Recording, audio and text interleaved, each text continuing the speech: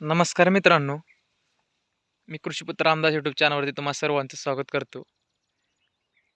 आणि हे बघू शकताय आपण हे सरी वरंबा पद्धतीने इथं सोयाबीन लागवड केलेली आहे. आणि त्याचा फायदा काय होतो? तर इथं बघू शकताय आज 15 दिवस झालं पावसाचं खंड नाही ते पाऊस पडत आहे सतत. आणि आता जस्ट बघा पडून गेलेला आहे आणि पाणी साचलं इथं. आणि अशी जमीन आहे की इथं जास्त पाण्यामुळे कुठलंच पीक येत नाही वर्षाला. आणि इथं बघू शकताय आता आपण इथं निव्वळ पाये जातात हो का ह्या आत ह्याच्यामध्ये.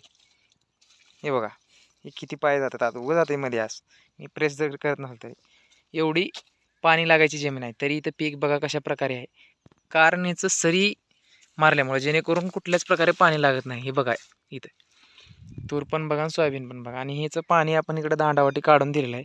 जास्त जर झालं तर असे पूर्ण दांडावाटी येऊन ही साईडला जाते का कोपऱ्यामध्ये. तर बघा पाय जातात मध्ये आत. भरपूर चिबाड जमीन आहे तरी याच्यामध्ये सोयाबीन कशा प्रकारे आलेला आहे. त्यामुळे याच्यामध्ये सर्वात मोठा फायदा होतो.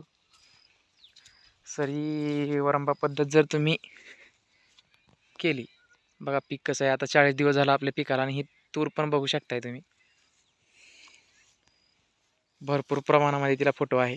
कारण त्यामध्ये आपण एक छाटणी केली होती. हाईट बघू शकताय तुरीची, कसल्याच प्रकारे त्यावरती ट्रेस नाही त्या पिकावरती. हे बघा पीक कसं आहे.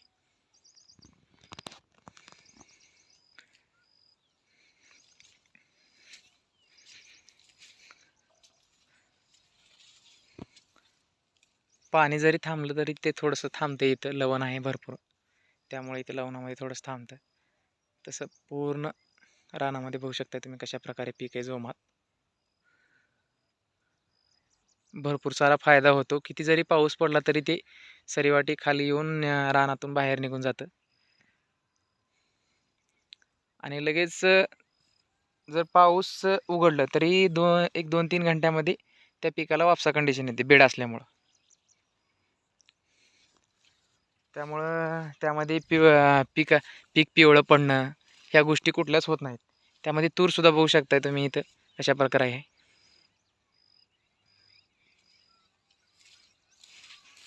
इकडे दाखवतो तुम्हाला मी कशा प्रकारे आपण पाणी काढून दिलेलं आहे पूर्ण. हे इथं नाला भरून आहे इथं भरपूर.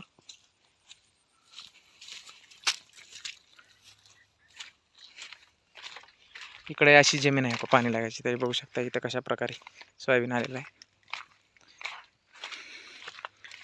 जास्तीचं पाणी सरळ इथून निघून जातं. तर सध्या पाऊस उघडलेला आहे. मोठा पाऊस पडला की लगेच ते बाहेर निघून जातं.